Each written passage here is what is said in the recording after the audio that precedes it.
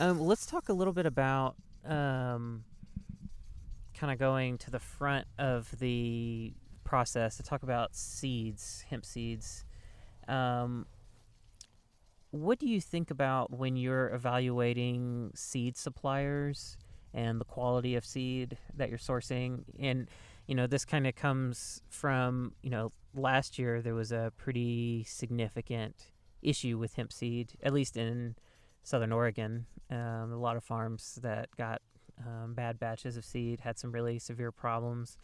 And so one thing I wanted to make sure to spend some time talking about is just quality and how people can evaluate their seed and seed suppliers. Sure. Yeah. So that's something I think we'll see be an issue, going forward. Now that the industry is really starting to gain momentum, and we're seeing more and more seed suppliers show up. So, the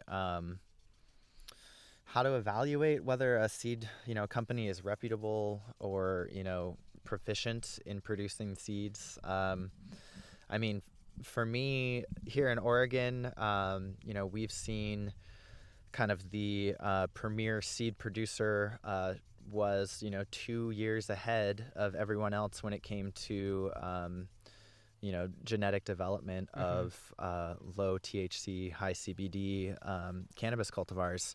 And that was Oregon CBD and the Crawford brothers who founded that.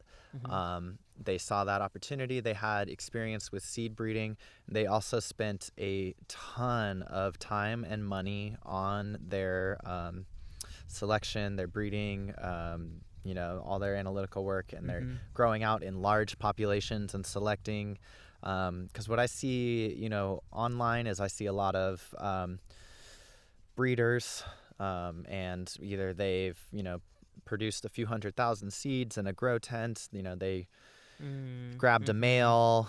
A lot of people don't understand general, botany and how plant genetics work. Right. Whether or not, I took a high CBD male and crossed it with a high CBD female, I will get 100% high CBD offspring. And, the other thing, what happened last year, the big seed debacle you're referring to, in particular, was several million seeds were sold throughout Oregon from one farm that produced them off of Crawford genetics. Essentially, they had female plants hermaphrodite in the field and spread male pollen, and those seeds that they produced, they sold as feminized. They sold them as, basically that they were, these offspring were the same as their parentage. And there's a couple of, issues with that. First of all, the Crawfords, just like many other, vegetable and flower breeders, intentionally only take their lines to F1 hybrids. Right. They've taken two plants that are far enough apart that are expressing a quality, and then they've taken the time to breed out those plants to identify that the quality is in fact a dominant trait that will, at a high percentage, breed for. Right. Because a lot of original CBD lineage was like a freak production in like somehow we've gotten some feral hemp to intermix with the medical, and then 1 in 100 seeds actually is producing a high CBD and a high like resin content. And then that lineage was bred with and worked off of over time. But with F1 hybrids, essentially you've taken two things that are far apart but both have single or very few a dominant trait, and when you cross those two together in their F1 generation, they will pass along their dominant trait to the offspring in a high frequency. Right, you'll see a nice blending of those traits that you want to tease out. Right. There's more now, if you take if you take those seeds from that F1 population and you were to breed with them further, whether you've selected a new male or a new female, or you have an open pollination, scenario where the Right. males and the females get to breed. Now in your F2 generation, you're going to start to see a lot of diversity in, plant traits that were in the DNA of those plants all along. But, in that first step down in the F1, they didn't express all of those more recessive traits. And so that's essentially what happened there. And so the seeds that were sold, that particular one was a lot of fraud and misrepresentation by some bad actors in particular. And also just a lack of understanding, of how that works, and gets passed on. So those were F2 seeds that were sold. Yeah. Yes. Also produced out of a hermaphrodite pollen, which can, has all kinds of other implications of how that'll affect, the generations downstream. So with reputable seed breeders, that you need to make sure that they actually have the science backing up what they're claiming, and not just random test results from a previous crop that says it's high CBD. Yeah, I think the biggest thing for me is I want to know how long they've been developing the lines that they are selling, because this type of work takes multiple generations. You can only grow a plant up to maturity and pollinate it and produce seeds so many times a year, even if you're going rapidly, maybe 4 times a year. Right. So,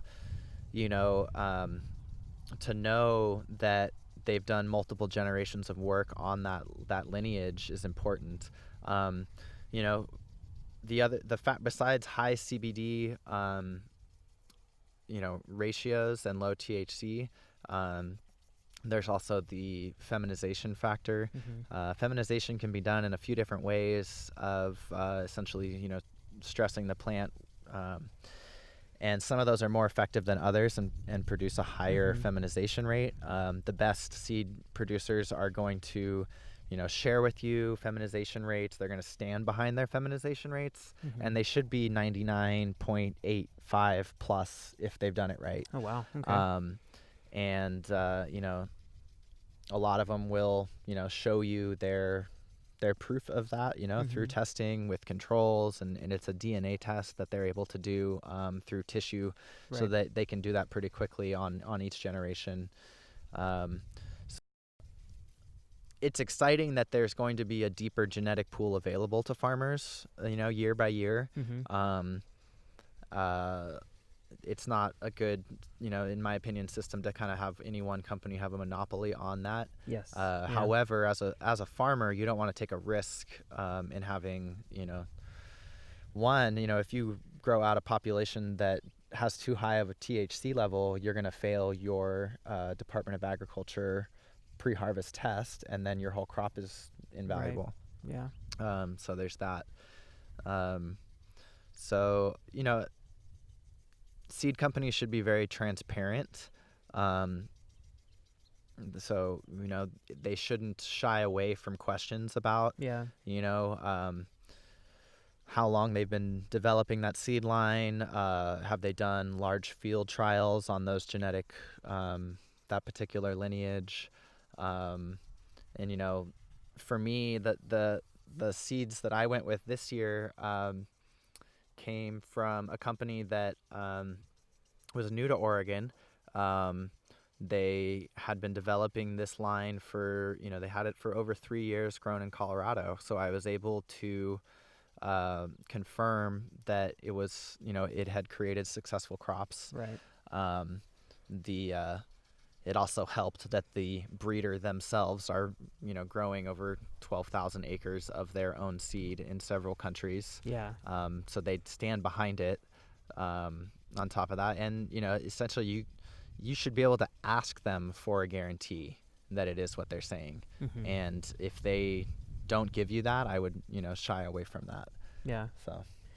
Yeah. No, that makes perfect sense. And there's, if you are dealing with a sketchy seed supplier, then you also have to absorb more cost on yourself to do greater quality control, because if you don't quite trust a seed provider, then you're going to want to do germination tests on your own. You're going to want to do sex testing on your own, to make sure that things are what you're expecting them to be, and that all costs time and money. And then, gosh, when things go wrong, some of these farms I saw last year, so many males that came through. And for anyone listening that maybe is new to cannabis and doesn't understand that,